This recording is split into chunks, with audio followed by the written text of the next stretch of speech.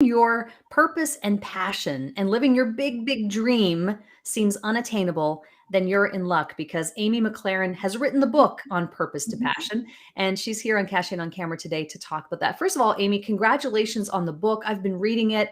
You provide so much insight and story, your personal story in the book.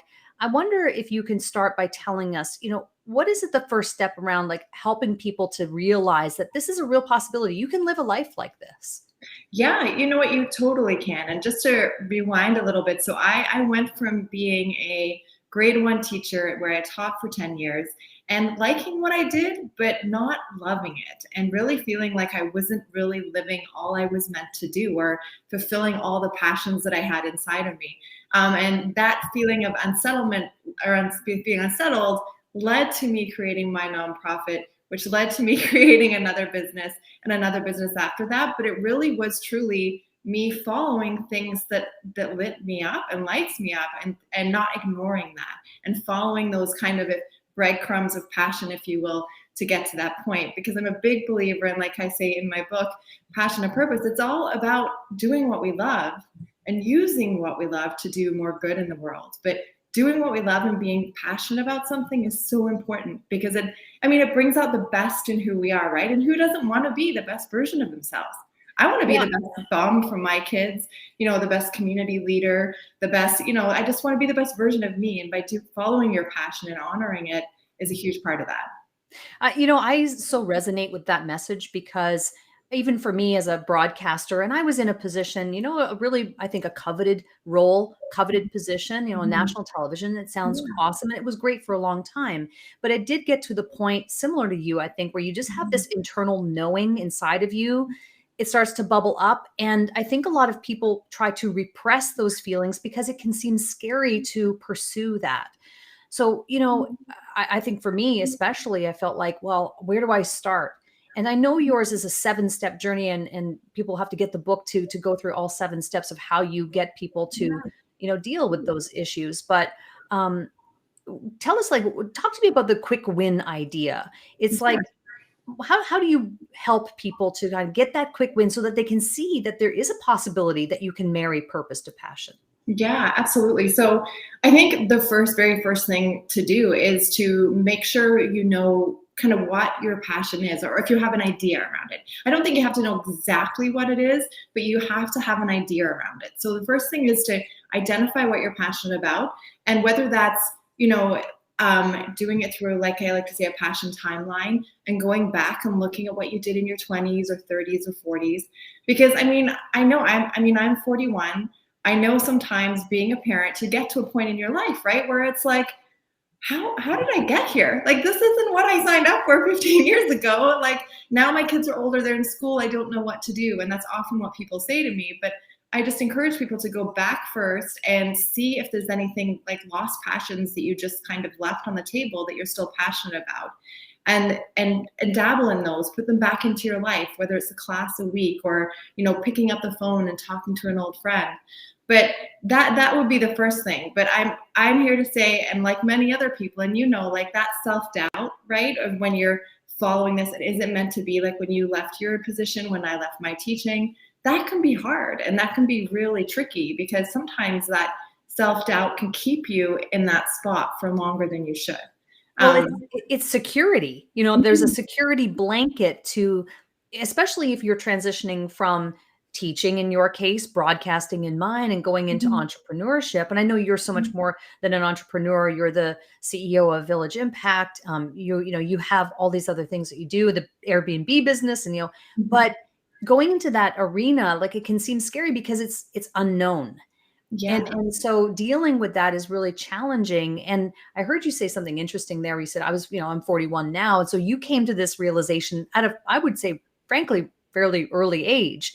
Do you think that the purpose to passion idea or concept is better suited to people who are maybe like 40 and above, or can you have this crisis as early as 25 or 30? Yeah, I think that's a great question. I think more common than not, it's people that are kind of, you're the kind of giving person that helps all your kids and do all this, and then you get to a point.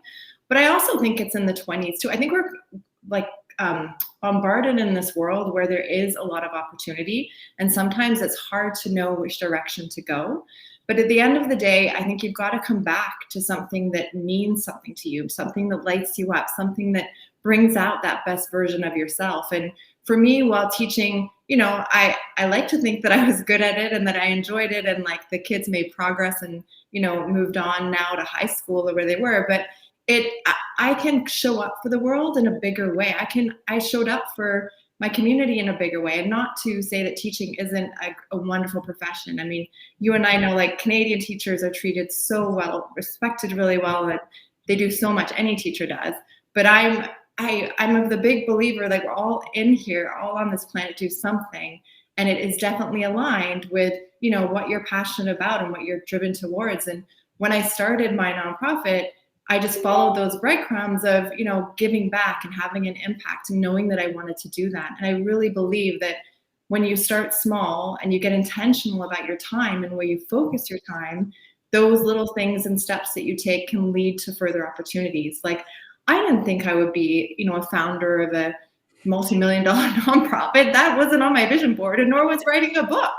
But it's like, you start somewhere and then you've got to identify it, and you have to get through some of those self-doubt and courage to keep moving forward. And what I would say to someone that, if you're wondering what to do, it's connect with that passion, find something to do around it, and just keep going in that direction.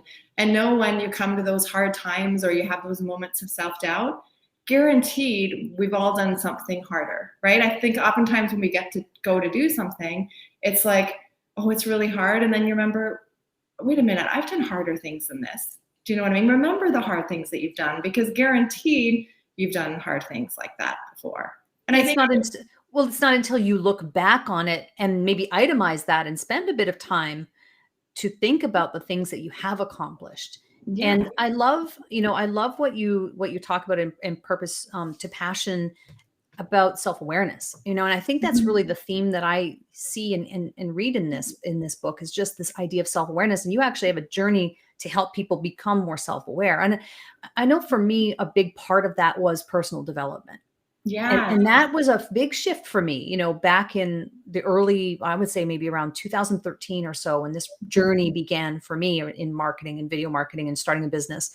I actually decided to really pay more attention to, some of the books I think we're both familiar with and love, podcasts and learning. And that was a big part of shifting my ideal of what I am and what I'm capable of doing. Speak to me about your journey with personal development. Yeah, absolutely. And mine, we chatted about this a few weeks ago, where, when I write in the book that I was never one of those people that, read book after book after book on self-development that you might see people do. Like, that was never my jam. Like, when my husband has always been into it. We've been married almost 15 years, together 20, and he has always done self-development. And I remember us riding around in the car years ago when cassette players and CD players were still in cars, and like he would be listening to all of this self-development leadership stuff, and then I'm listening to books or Danielle Steele, or and not to, Danielle Steele's amazing. I still listen to her on the plane when there's jet lag, because it puts me in a complete, or not jet lag, turbulence, right? It puts me in a different world. But I really do credit jumping into this, if you want to call it the self-development world, or jumping into, the possibilities of reading those books, a credit to the success I've had as an entrepreneur, because like you said, it really is our mindset. And unless you start reading or start surrounding yourself with other things that are out there, you don't know what's out there. You don't know what the possibilities are until you follow someone else's journey, or you read another book about how you can think about different things differently, how you can reframe something so it becomes a positive story you're telling yourself and not a negative story, right? And I remember me coming back from teaching one evening and kind of laying in bed, and on Stu's side of the bed, there's, a pile high of entrepreneur books. And on my side, it's like R.L. Stein and like thrillers and the Danielle Steele novels. And I just came to a point where I'm like, these stories are amazing and I can get lost in them, but it's not serving me. It's not helping me move forward in my life or my business. It's just really filling that time.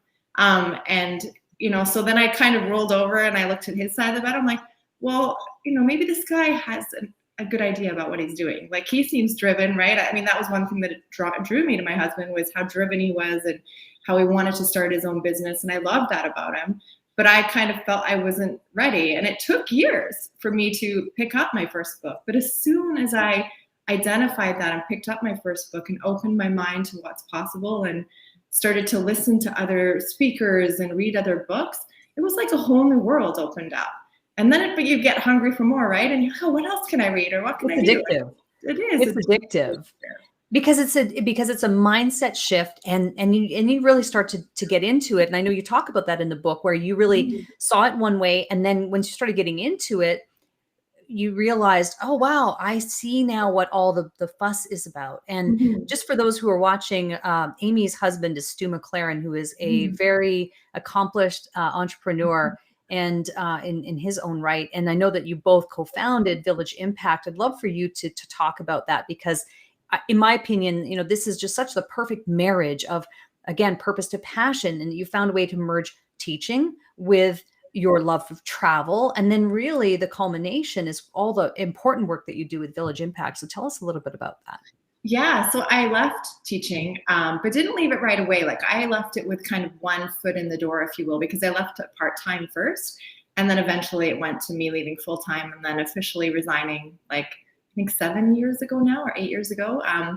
Feels like yesterday, but it was probably a few years ago now. But no, the charity Village Impact that we run now, it's 10 years, about 10 years old. We've built 14 schools in partnership with the government. So I'm very big on working with communities on the ground and working together to make an impact. So we're building our 15th school today, or just started, and all the proceeds from my new book go to this school. But that idea started with, you know, me sitting on the couch with my husband, watching Oprah's Big Give, which was like this amazing show we watched, and we would cry every time we watched it, because you would see her transform people's lives and like just be so generous and kind. And I said to Stu that night on the couch, I'm like, that's what I want to do. Like, I don't want to teach. I want to like be Oprah. But then I'm like, who doesn't want to be Oprah? Everybody does. But I said, I'm like, I want to do that, but I want to do it overseas, because that is what lights me up. And that's what I'm passionate about. And I think oftentimes that's where people, you know, not to say mess up, but they let society of what other people's opinion thinks that they should do with their life kind of jump in. Because I had so many people tell me, like, there's so much need in Canada. Why not Canada? You could do this. And there is. And I applaud everyone that helps it within our own country. But for me, what lit me up and what I was really passionate was going overseas, because I had spent my childhood growing up. You know, I've lived in refugee camps. I've lived with Thai families. And for me, that really fulfilled my bucket. It fulfilled who I was. So I had to link that the charity was something that was really important to me and what fueled me up. So now we have a small staff. We've built several schools and we have our partnerships. But I mean, that idea came, and inspiration came on a Friday night watching Oprah, drinking a glass of wine. But you have to take action. And I think that's a big thing too, is like, in that moment of inspiration, it's so important to take some form of action to get the ball rolling or to get momentum going on your side. And it doesn't happen in a day. And I think a lot of people have this, they're very impatient. They want the results to be like immediate, but like you said, this is years in the making. And one theme that's come up in this conversation is this idea of modeling others. You know, you mentioned Stu and seeing his personal development books, and he was sort of a model or an example of, maybe there's something to that. And then you mentioned Oprah. She did that, and it was like, oh, there's a model that maybe I could follow. And so what I love about your book is I think this could be the model for those who are watching right now, who could say, okay, well, maybe Amy's is the example that I could follow, so I can find that marriage between my purpose and my passion. And so I love that idea. And I see you, now I see you on Instagram. I see you doing videos. You're doing this interview with me right now, which is great. I know you do a lot of interviews, and you really are a speaker in your own right now, and the author and so much more. But that wasn't always the case. And I know in the book you mentioned how you didn't always feel comfortable on stage, that you'd feel comfortable when you were up there with Stu. But now I see you're doing your own thing. What led you to find that courage to get out there and share messages of inspiration and motivation through Lady Strength or through Village Impact, so that you could actually be making the impact that you have in the world? Yeah, well, first of all, I still find it a bit difficult. I have gotten better a little bit every time. So my husband, for those who listen, yes, he's very established. He's always been an online entrepreneur. The more people he can speak to on stage, in person, like, the more excited he gets. And like, the more people I think, the more I want to like puke everywhere, because that just makes me like so uncomfortable. But for me, it's, I still enjoy, we do podcasts together and we'll speak together and we play off each other, and it's great. But I had to learn to come out more myself and get out there on stages and put the message out. And for me, kind of things that I think about to myself before I do things like this, are a couple of things that's been helpful, because like I said, I still find it difficult, but I think of, the people that I'm helping. I mean, every time I speak about my book, we have people buying the book, and then that money and proceeds from the book all go to building the girls' school and working with the community. So I try as much as I can to think of what the book is doing, or how I'm helping, because, and we probably heard this before, it's not about me on stage. It's not about my hair, what I'm wearing, or any of that. It's about how well I can share the stories and the messages of the book, so the impact that it'll have. It's all about everybody else. It's all about what I can do to make a difference. And I try to remind myself, like I said earlier, before I walk out or before I come in an interview, I have a moment to myself and I'm like, okay, I've done this before. I've done it many times before and I've been fine.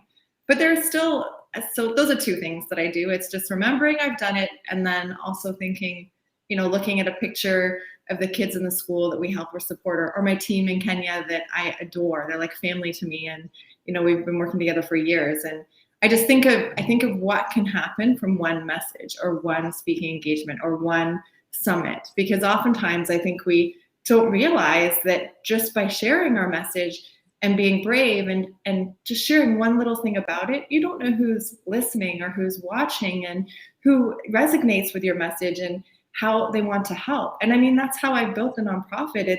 We've never done any advertising. It's all been built through relationships with our community and relationships with other entrepreneurs we work with who have donated their time and funds that have helped build it. So I just try as much as I can to think of others, but it's still, for me, it still is challenging, but I find it, like everything, the more you do it, the more you get a bit more comfortable. I like wearing big earrings. I find when I wear big earrings, I feel a bit more confident. I love that. Well, little secret. I do that too. Yes, I've done over 20,000 hours of broadcasting, but still when I do an interview or if I'm speaking on a platform, I give myself a little pep talk. Yeah. I give myself a little pep talk before I do it. So absolutely love that.